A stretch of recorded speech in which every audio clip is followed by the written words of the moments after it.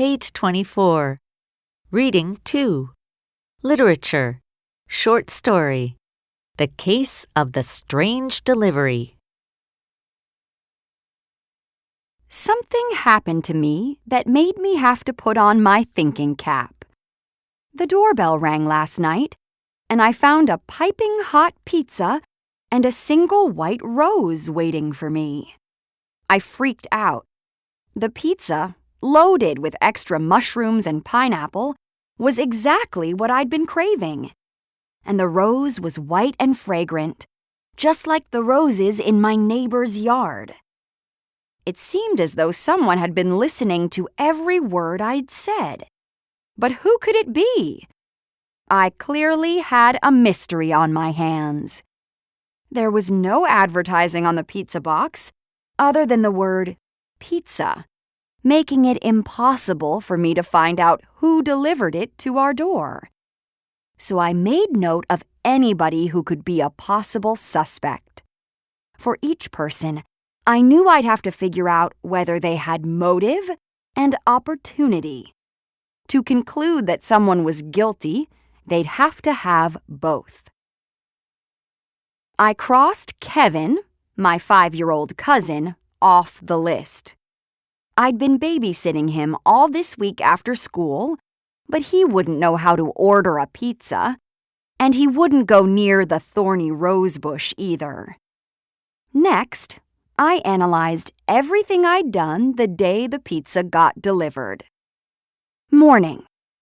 Mom made eggs and toast. Then she drove me to school. She had an important meeting, and she spent her time in the car telling me all about it. Boring, and definitely not related to the mystery. At school. When I got to school, there'd been an uproar in the hallway. Kids were running around and chattering excitedly. "What's going on?" I'd asked one kid. "What's all the commotion about?"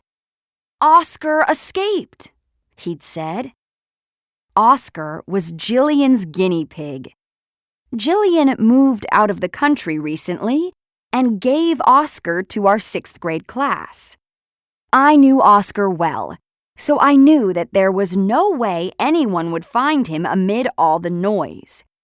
Oscar hated noise and hid from it as much as he could. So I'd gone to the office and managed to convince Ms. Stearns to let me say something over the PA system. "Attention everyone," I said. "This is Jana Chang. If you want to help Oscar, please listen up." I paused and waited for everybody to quiet down. Ms. Stearns peeked her head out the door and gave me a thumbs up. "Oscar hates noise. He'll come out of his hiding place when the halls are quiet. So please go to your classrooms." To my surprise, it had worked perfectly. Everyone shuffled back to their classrooms.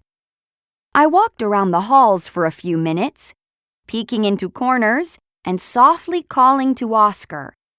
After about 8 minutes, I'd found him hiding in a stairwell, shivering. I picked him up and brought him back to our classroom. Everyone cheered. All day, my classmates thanked me. "You're a hero, Jana." "Thanks so much, Jana." So at that point, I added my entire class and a motive. Maybe they were grateful that I'd saved Oscar. After school. When I got home from school, Kevin was already there with Mom. He'd been sitting at the kitchen table, playing a game on his mother's tablet. "Hi, Jana," he'd said, giving me a hug. "Can we read a story?" "Sure," I said. He picked The 3 Wishes, a fairy tale about a talking fish that grants someone 3 wishes. Afterward, Kevin had sat at the kitchen table looking through the book again as I'd chatted with Mom. I'd told her about the crazy happening at school. Then she'd told me she was making roast chicken for dinner.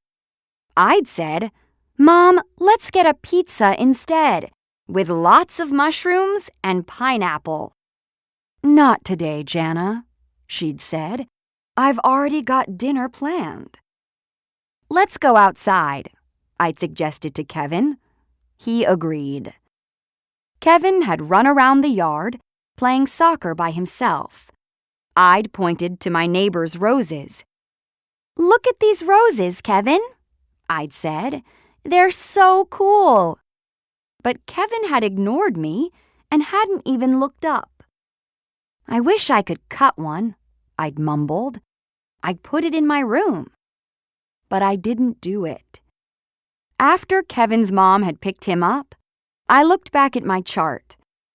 If one or more of my classmates were guilty, they'd have had to come to my house and listen at the kitchen window while I was talking to Mom about dinner, and then sneak into the backyard when I was looking at the roses. I went outside. The wet, muddy soil would have footprints in it if anyone had been out here. There was nothing there. So I crossed my entire class off my list. The only suspect left was Mom. She was the only one who knew about my desire for pizza.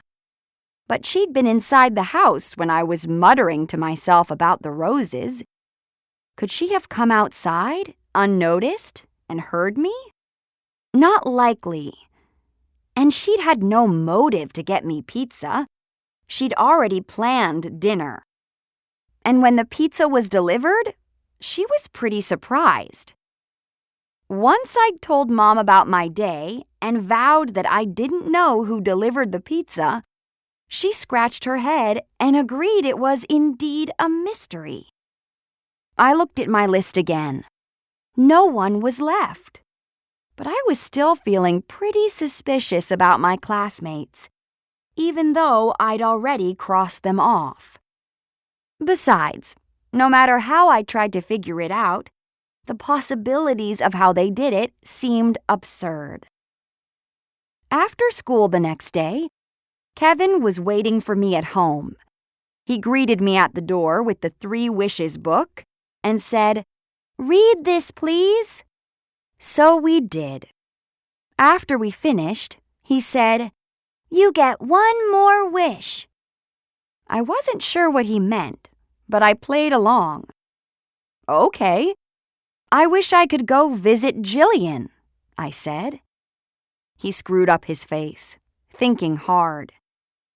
"Think of a different wish, Jana," he said, looking discouraged. "Think of an easy wish, like your wishes from yesterday," Kevin said, with a cheeky smile. "My wishes from yesterday?" I asked. "I wished for pizza, I guess." "And a rose," said Kevin. "And I repeated, but this time it finally hit me.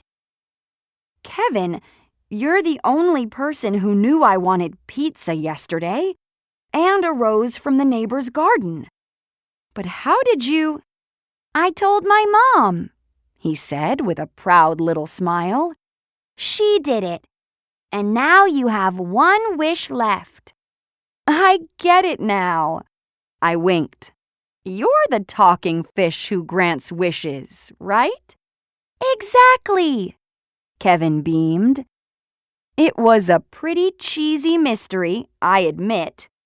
But since it involved pizza, I'm not complaining.